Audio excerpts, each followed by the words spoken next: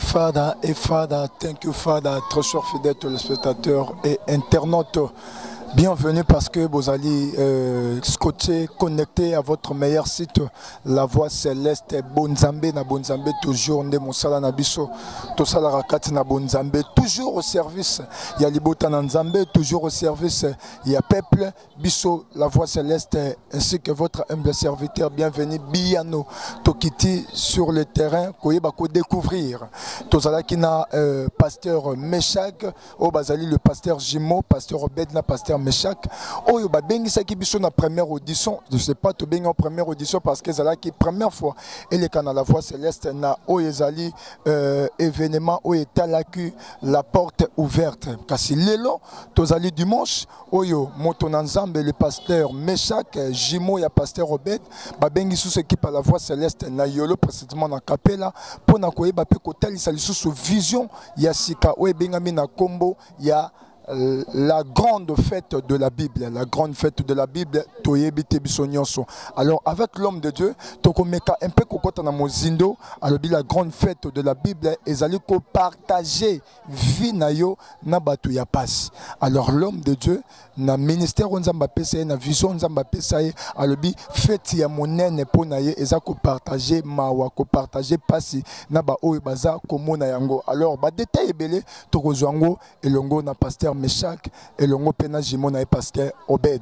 Alors Mokola Lelo Zali événement où Bengami na Kombo ya la grande fête de la Bible. Tokoye ba pourquoi événement où intitulé la grande fête de la Bible et vision naie et zanini. Boutika toujours scotché peut connecter à votre meilleur site pour besoin ba détail ya Mokolo ya Lelo. La Voix Céleste 100% Jésus-Christ, 100% chrétien. Voilà, très chers fidèles téléspectateurs internautes, quand tout le bagi na binoke, tozali awa pour biso La Voix Céleste, tozalera toujours au service ya bana Nzambe, au service ya corps de Christ, au service aussi ya peuple. Alors tozali awa elongo na pasteur Meshak, le Gémeaux. On va expliquer biso événement ya lelo ezanini vision ezanini to pese non maloba. Shalom papa. Shalom papa. Boni. Ça va un peu par la grâce de Dieu. Vraiment sangozanini to monio to zala kina yo longo na La Voix Céleste na vision o etala ki porte ouverte kasi lelo contacter biso bengi La Voix Céleste to kitili so pona événement o ezali intitulé la grande fête de la Bible. La plus grande fête de la Bible. L'homme de Dieu. La plus grande fête de la Bible. Expliquez son vision. Et pourquoi la combo? Non, la plus grande fête de la Bible, et il déjà que la plus grande fête de la Bible, c'est Pâques. Et c'est Pâques nous a fait la Bible. Mais maintenant, non, la plus grande fête de la Bible, c'est Pâques cérémonial. Ndenge bato akendaka to ke lié communion. Non, oui, c'est bien. Mais il y a aucun des qui n'y sont pas cérémonial, pas musala. La plus grande fête de la Bible, comment dirais-je, la vie qui se partage. Pas la Pâque vie qui se partage. Donc Pâque vie aux Yakokabola, Yakokaba. Donc tout le bi maître ya Pâque c'est Christian Moko. Christian Moko Kabaki. Ami Kabaki na Numbeka. Et pourtant, il y a mokili, akabi sous biloko et pas dans bateau, akabi bateau pe bolimo. Parce que quand nous, il faut tout l'anda exemple naïe. Tant que il y a za fête mounene pas comme mounene. Tout ça la cérémonie te rolia, mais tout la ça pas que les vie qui se partage via kokaba, via mawa. C'est ça. L'homme de Dieu te comprend yo kasi to ni to kota mozindo. Et objectif il y a événement au zane. Bon, l'objectif nous aura juste comment c'est l'ensemble. C'est l'ensemble d'une manière moro Yakokaba, libéral. Dans quel sens? La bijoterie c'est l'élo juste fait tout ça pour benga personne vivant avec handicap. Voilà. Donc il y a la plus grande fête de la Bible pour pratiquer juste la vraie religion. To benga personne vivant avec handicap, pauvre, orphelin. To sangana bango, to fêter na bango. OK. Oui, si je fêter na bango, tu peux savoir quelque chose. Si je peux avoir quelque chose, moi, je vais rouler et puis moi, je vais et l'autre salarié en wana. Parce que l'homme de Dieu, ce monde a qui on a charge, tu es soutenir et pas y a banane, oser appuyer pas y a banane, parce que ça demande des moyens. Puis surtout quitter sur le terrain, à mon au louer espace, l'été épais au sala, et c'est là ça demande quelque chose. Bah instrument, c'est là ça demande quelque chose. Collier ça batou, bah au bazanya, puis au ça ba ngombongo. Oser soutenir na nini, na nyango oser soutenir. Naza soutenir nanzam. Parce que le problème c'est de pratiquer vos religions. Natania on a Ligue 14, 13 à 14. Lorsque tu donnes un festin, invite le pauvre. Tant on ça sa fête, benga ba pauvre, benga ba aveugle, benga ba estropié, ba kunki, benga bango, baya balia. Et puis quand on benga bango ko raisonner que bango bazong c'est là yo. Mais raisonner que yo kozala okozali foot na yo na résurrection ya bagiste. Place ngana kanga yango. Donc na ça la fête. Na bengi ça va tout à peu ça un cadeau. Maintenant ça la fête, na fête na ba pauvre, na ba personne vivant avec handicap. To fête na bango na zelaté bango bazong selanga. Maintenant zela résurrection ba juste. Dans souci na ngana zo fanda plus na résurrection ba juste. Yango to tinda ngana sala makambo. Donc c'est peli explication qui tellement claire. Donc naba o bazar Rolanda biso pasteur Mécha Kalinga tel sarara exemple na yope ndeko eza ba faso belia ko salela nzambe ya ponya sela nzambe ka raté na liloba mais alingi pe ayeba ko partager vie ya pasi na ba bazo mona pasi na yope ko sepela na lolenge ko salela nzambe ya lolenge ya boyo yope landara lokolo na bandeko pe nyoso basimbami ko soutenir l'homme de Dieu na vision oyo parce que zo senga pe soutien. Beaucoup en contact na ye numéro na ye zaliwana parce que musala et ko salema botika toujours connecté parce que na chaîne na bino pona kolanda détail ya événement oyo l'homme de Dieu lilobaisa kana ngina bakisaki to senga editer et puis bantu soba lo bana poni alinga ka ba abenga batu caméra non to sala ngo tu vois to boy même ko za ba personne vivant handicap belé o ya biso alisanga mais to fait bien ya libanda pona nini tozoli ngara juste un message à la transmis et les kanabatu comment ko sala la nzambe bible zolo bana psaume 41 verset 1 à 2 abi heureux celui qui s'intéresse aux pauvres au jour du malheur l'Éternel en délivre donc ce que s'intéresse na ba pauvre dans ta passe tant à passe nzambe a kosali ça ngata ba kanga na poisson en hôpital c'était juste les orphelins de en hôpital na sali un mois na 2 semaines na sala besoin te mais mukoloba na nga ba ye to sambeli na bango na zuma petia kolia to yembi to na bango ensemble lobi no mama na sali besoin donc biloko wana to sala ngote po batwa mona biso so pauvre mona biso peut-être non plus pour récompense na bat récompense ne c'est pas ensemble jamais pour to pesa na royer baté batwa baraté na en prison to no pesa la première fois na hôtel première fois to sala ngo merde fois mais si to to sala boto beng ça bato ça juste ka pour ko pesa message bato ba yé ba ko sala nzambe c'est un peu ça ndeloko et puis biso te mutu to bengi si caméra mutu nde musika nda bengi caméra biso te donc yenda bengi po bazwa image pour message à transmis na bato. Okay. Donc c'est un peu ça. Alors on est autres dépend quand la barrière penser à bateau au biso toye bizarre besoin exemple ya malamu ya kolanda la plupart ya bateau ba le barabon a bengi caméra ya bateau ba kabaraté l'homme de Dieu. Alors bio pour na yo le boro yango la voix céleste félicitations et courage. Merci beaucoup. Merci.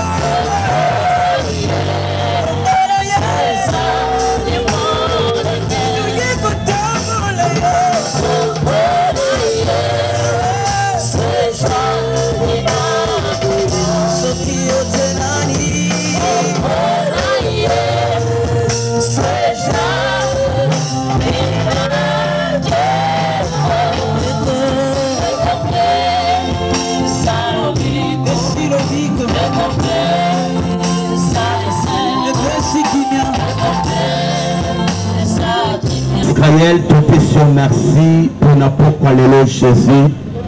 Tu as dit dans ta parole, Jésus, là où 2 ou 3 personnes sont ensemble à mon nom, je suis au milieu de Abba Père Jésus. Et Sangani a pour le coup de la commune. Seigneur, sois avec nous ce soir, Yahweh. Tu as dit lorsque vous priez pour l'Oba, notre Père qui est aux cieux, que ton nom soit sanctifié, que ton règne vienne, Jésus. Ce soir, tout ça n'a pas ça de continuer.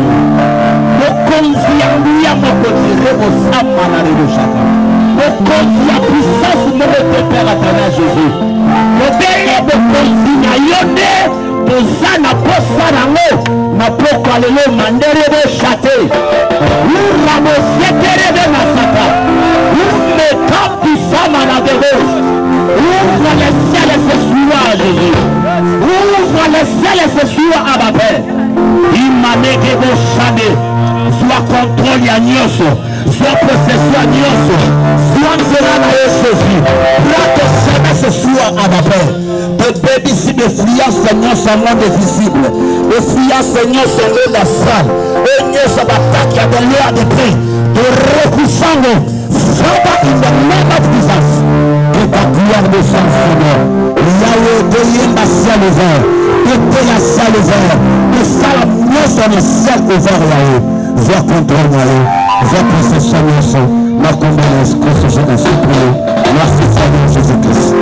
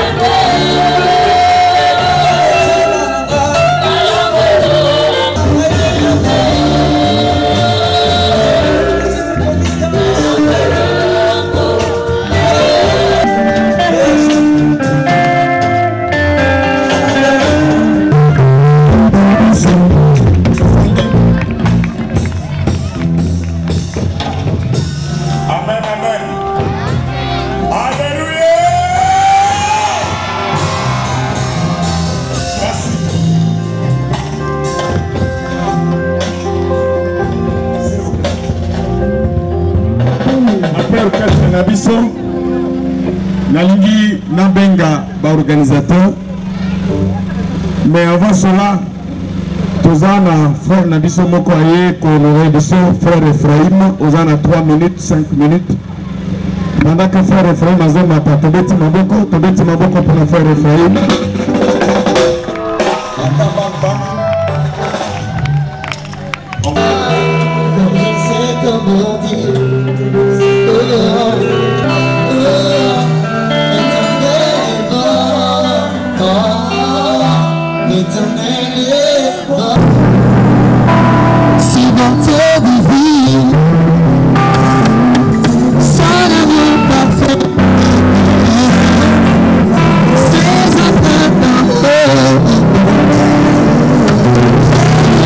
For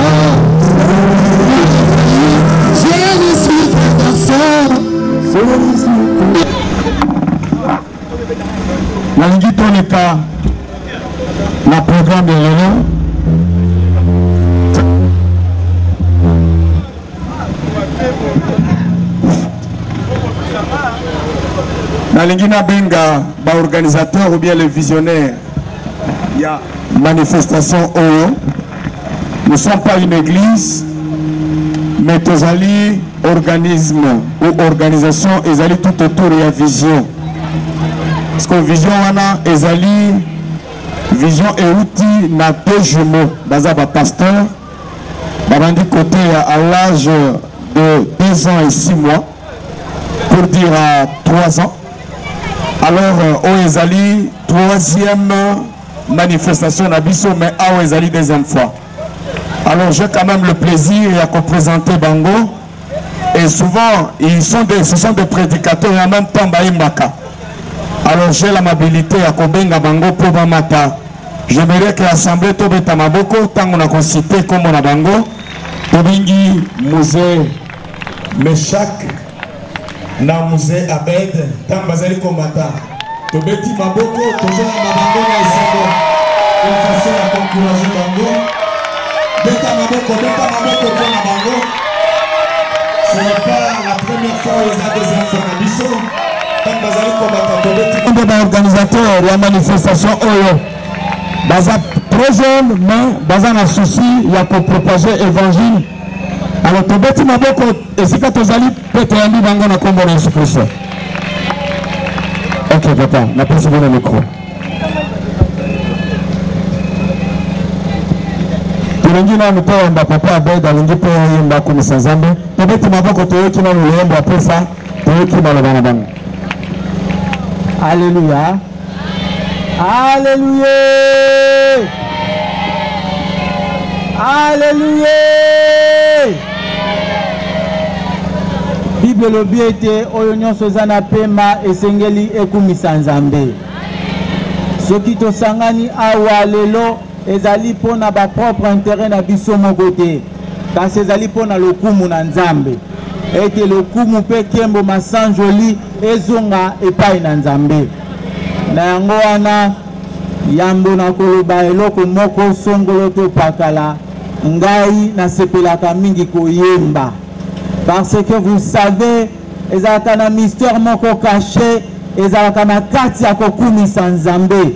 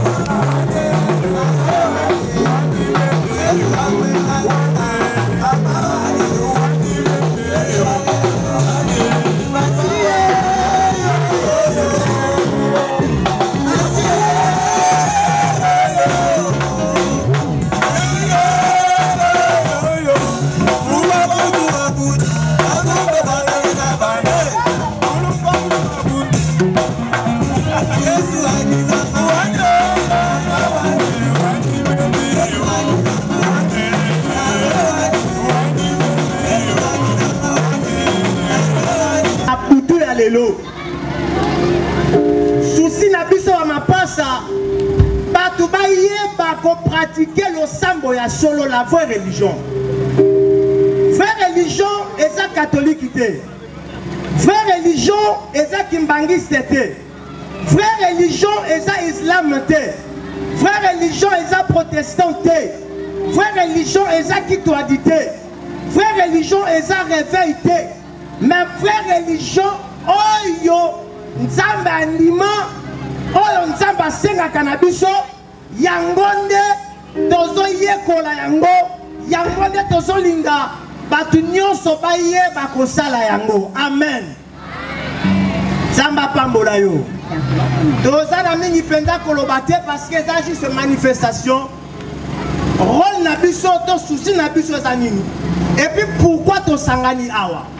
Et loko to sangani awa. To sangani pour na fêter ensemble et longo n'a pas personne vivant avec handicap, n'a pas orphelin, n'a pas les enfants démunis, les enfants diminués, les enfants des Hébreux, les enfants abandonnés, les enfants de la rue. Ndé loko sangi sibiso n'a pas quoi le lot to fêter na bango ensemble. Alors, de comment tout ningaï, abi papa, pendant nini yo raisonné kaka, bon ça la fête ya boye, bon fêter na batou, bon d'autres soutien wapi, et puis bon c'est la nini na retour. De pona yango, na lingi na pesa et réponse, na misu ya batou. Je crois, batou va mona ki batrak, ba mon invitation, de commune à traque une invitation, thème na biso ya pourquoi le lot, la plus grande fête de la Bible. Fête mounene ya Biblia. D'autant que la Bible est que tant la plus grande fête de la Bible, la plus grande fête de la Bible est Ali Pâques. Amen. La plus grande fête de la Bible est à Pâques. Mais pourquoi biso na thème na biso dans le journal et l'autre tient la plus grande fête de la Bible? Est-ce que tu as malamu? Vous avez bien? Marie Nazoka écoute bien, Nazoka retourne bien. Pourquoi Tolobi la plus grande fête de la Bible? La plus grande fête de la Bible est à Pâques. En réalité, Pâques est un dernier toyebi, tokendaka en église, tolé sainte, tolé lipa, tomelina et lambo. C'est ça que tu as Pâques. Sainte. Mais laisse-moi te dire, wana eza fête Pâques cérémoniale. Mais Nzambe ado senga na biso to pratiquer ka Pâques cérémoniale, mais to pratiquer na Pâques la vie qui se partage. Parce que Christ yemoko azalaki Pâques ya solo na senamoy. Et là, comme exemple, il y a un pesa qui vient à yembe kapon na biso. Donc, veut dire à Kabaki. Il y a mi balé. Tant qu'il y a qui na sena moy, à Kabela qui batu baliaki. Mais les problèmes sont pour ma biso lelo. Tozo di maka que tozo la batoza basambeli ya solo, mais tozo kabate. Tozo que ne kongumba makolia sainte, oui, et ça m'a bêté. Et ça pas cérémonial, c'est bien. Mais c'est important. Il faut te pratiquer, Pâques, la vie qui se partage. Mawesi na mitema ya bato. Batu baza suna mawa ya bato te. Papa nanga ti na baza ko ebisangai. Soko lingo mona bikama makasi na vina yo. Il faut oyeba koyoke la kabatu mawa. Natani na Biblia. Yes, Biblia comme Jésus a eu compassion de la foule. Yes, ayoka ki mawaya foule. Pourquoi pas biso? Tokoyoka mabande kona biso te. Toza na mbongo. Tengiko kabela ndeko na biso te. Et surtout les personnes vivant avec handicap. Bato bazo so bango sans valeur. Mais pourtant c'est important dans la société. Bato bazo négliger bango. Et pourtant c'est très important dans la société. Il faut to sunga bango. Tem nanga poko lelo. Sous thème nanga zo parler likolo ya mawa. Mawa si na mitema ya batu. Montagne Biblia sera la tangi nanga Bible. Job 6:14. Celui qui souffre a droit à la compassion de son ami. Celui qui souffre a droit à la compassion de son ami.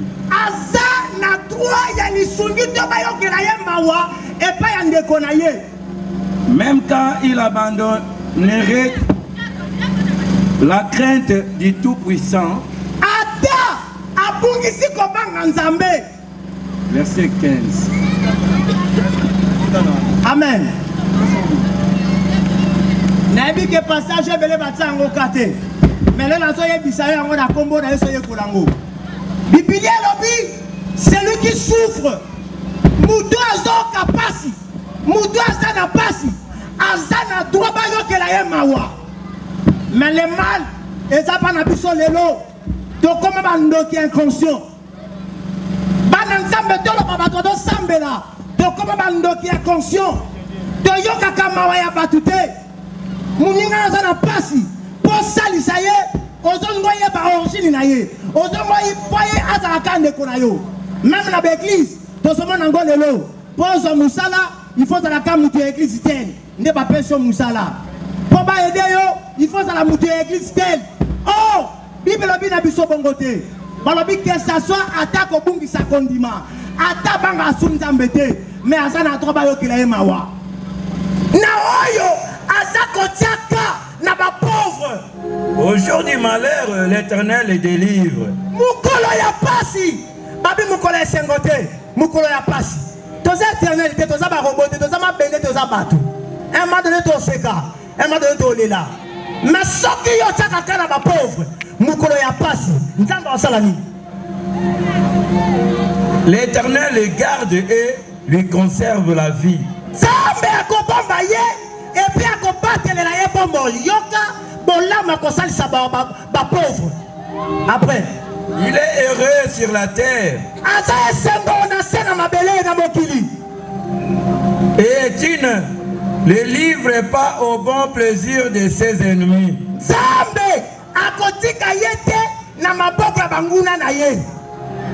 L'Éternel le soutient sur son lit de douleur. Ceux qui sont pauvres, pauvre, yokela comme ça c'est pas lisinga, atozo bela, bapesa yo mbongo, bapesa yo te, baminga basunga yo te, nzamba ko batela yo na tangu ya pasi ya maladi na yo. Ceux qui sont takaka na pauvre,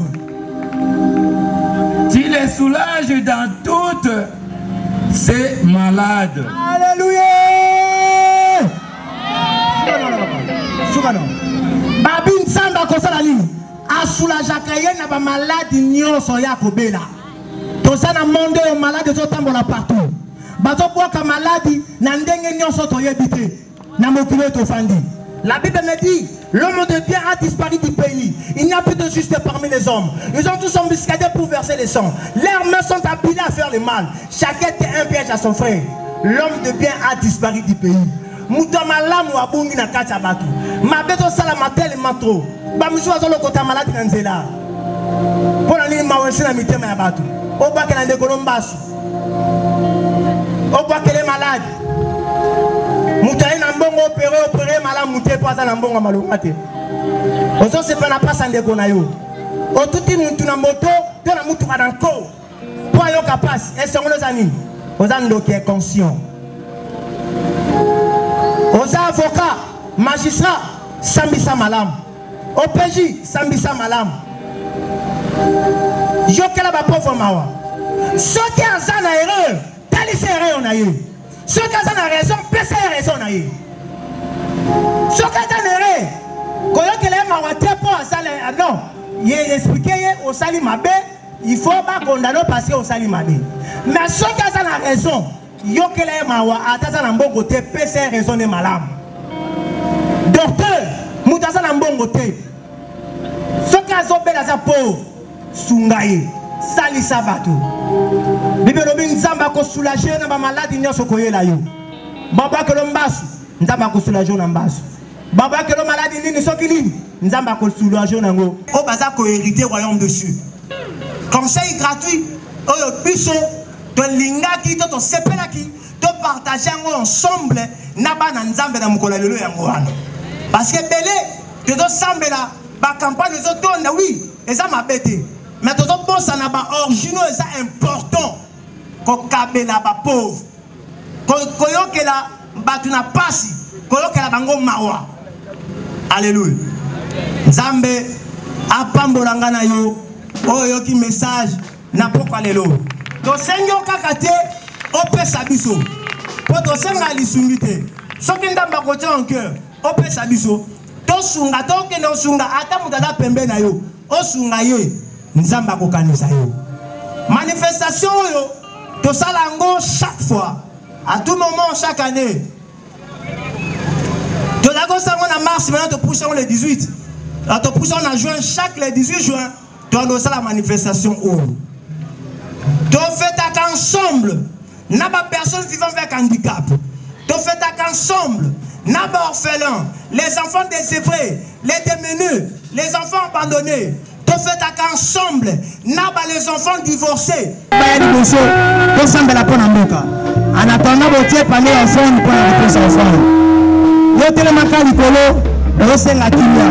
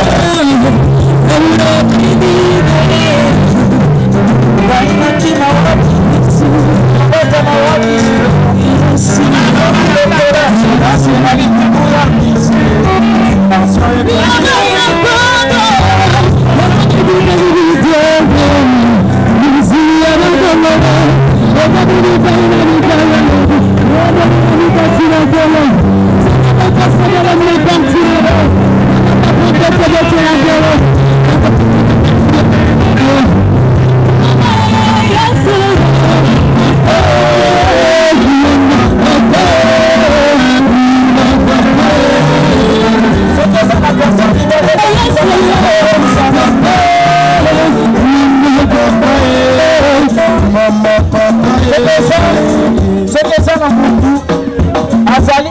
personnes qui vivent avec handicap à Poussana. À Poussana.